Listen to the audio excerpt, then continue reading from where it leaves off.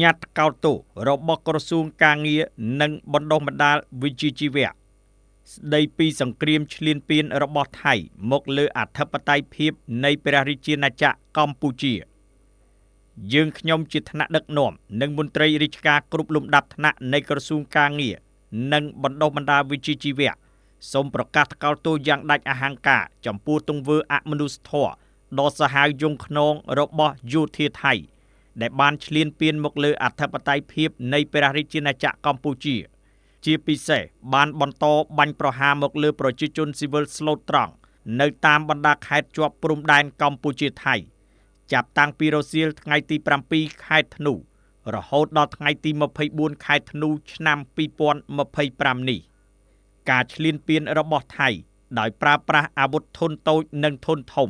ដោយកំរោលនិងមិនរើសគោលដៅយ៉ាងសាហាវព្រៃផ្សៃបានធ្វើឲ្យប្រជាជនស៊ីវិលកម្ពុជាមួយចំនួនរងរបួសផ្ទះសម្បែងជាច្រើនខ្នងត្រូវបានបំផ្លាញសិស្សសាលាក្មេងចាស់ប្រុសស្រីត្រូវបង្ខំចិត្តភៀសខ្លួនរកទីកន្លែងសុវត្ថិភាពបណ្ដោះអាសន្នភ្លាមភាគីថៃម្ដងហើយម្ដងទៀតបានរំលោភបំពានលើបទឈប់បាញ់និងសេចក្តីថ្លែងការណ៍រួមស្តីពីកិច្ចព្រមព្រៀងសន្តិភាពរវាងកម្ពុជានិងថៃដែលភាគីទាំងពីរបានចុះហត្ថលេខាដោយនាយករដ្ឋមន្ត្រីនៃប្រទេសកម្ពុជានិងថៃ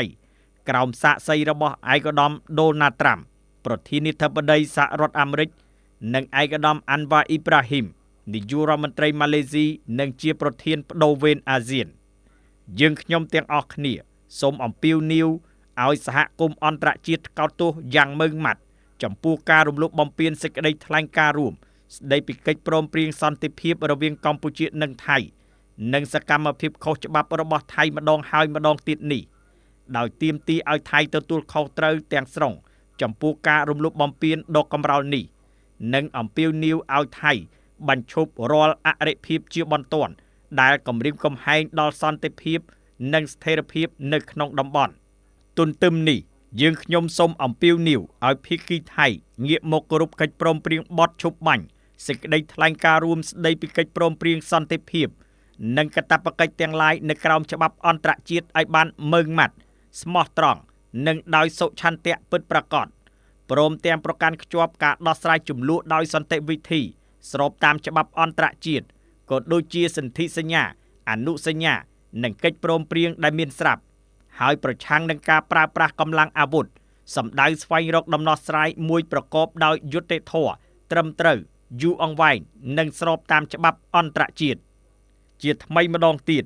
យើងខ្ញុំទាំងអស់គ្នាជាថ្នាក់ដឹកនាំនិងមន្ត្រីរាជការគ្រប់លំដាប់ថ្នាក់នៃក្រសួងការងារនិងបណ្ដុះបណ្ដាលវិជ្ជាជីវៈសូមប្រកាសថ្កោលទោសយ៉ាងដាច់អហង្ការចំពោះទង្វើអមនុស្សធម៌ដ៏សាហាវឃោរឃៅរបស់យោធាថៃដែលបានបើកការបាញ់ប្រហារមកលើកងទ័ពកម្ពុជារាជធានីភ្នំពេញថ្ងៃពុធ5កើតខែបុស្សឆ្នាំម្សាញ់សប្បស័កពុទ្ធសករាជ2569ត្រូវនឹងថ្ងៃទី24ខែធ្នូឆ្នាំ2025